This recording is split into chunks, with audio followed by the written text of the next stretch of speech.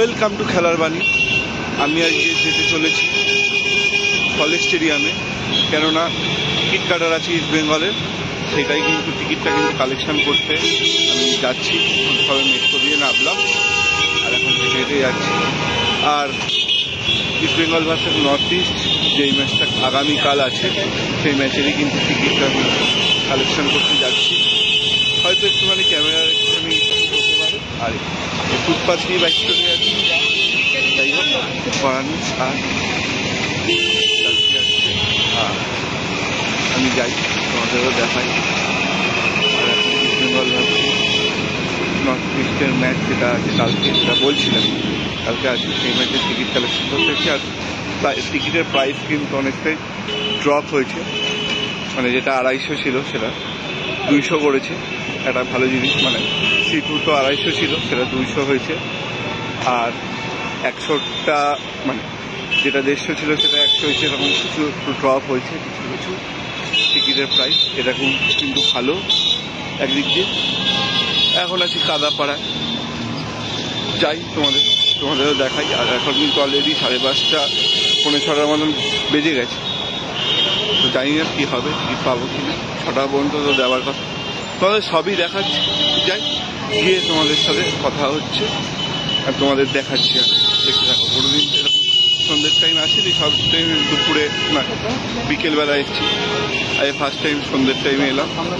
আর গিয়ে তোমাদেরকে দেখাই, আর তারপর তোমাদের সাথে আমি কথা বলছি।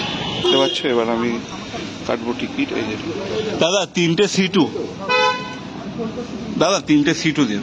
3টে? হ্যাঁ হ্যাঁ, 3টে সিটু।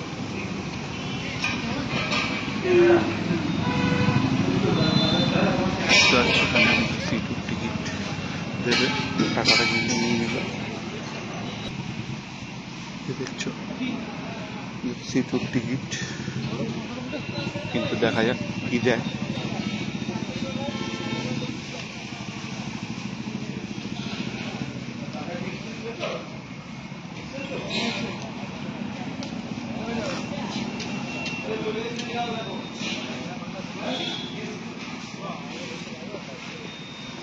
দেখতে পাচ্ছ,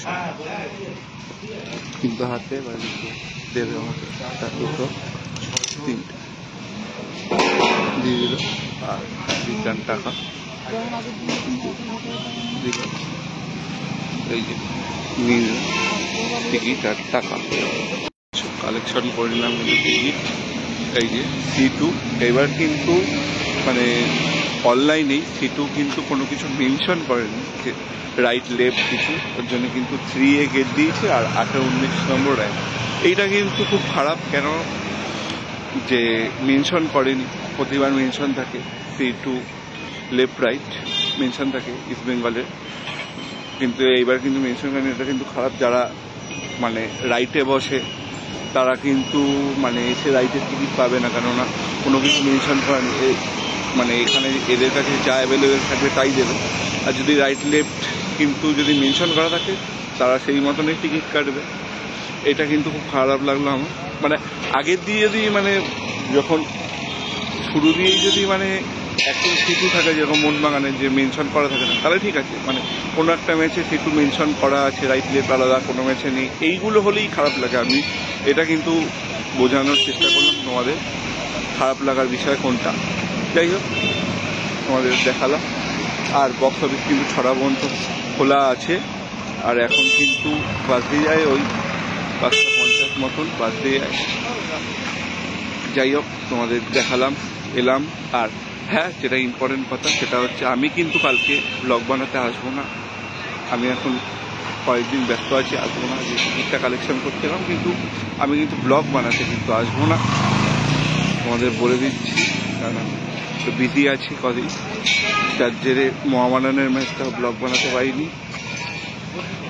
ইস্ট বেঙ্গলেরটা পারবো না, পরে গিয়ে মোহনবাগান চেন্নাই আছে, তাও কিন্তু হবে। আর সেদিনকারে কিন্তু লাকিলি চলে এসেছিলাম, একটু ছুটি ছাড়া পেয়েছিলাম, এখানে লাকিলি চলে এসেছি। এই আগে শনিবার জামশেদপুরের সাথে এই মোহনবাগানের ম্যাচটা চলে এসেছি আমি লাকিলি। এবার কিন্তু আর হবে না, সবসময় তো ছুটি ছাড়া পাওয়া যায় না, ওই কারণে। যাই হোক, অনেক কথা বলে দিলাম। ভিডিওটা যদি ভালো লাগে লাইক করো, শেয়ার করো, আর কমেন্ট করে জানাও তোমাদের কীরকম লাগলো, তোমাদের কী বক্তব্য, সবই। আর অবশ্যই চ্যানেলটা কিন্তু সাবস্ক্রাইব করো। তাহলে চলো এখনের জন্য গেট নাম্বার 1 দিয়ে টাটা, দেখা হচ্ছে পরবর্তী ভিডিওতে। ততক্ষণ সবাই ভালো থাকবে, সুস্থ থাকবে।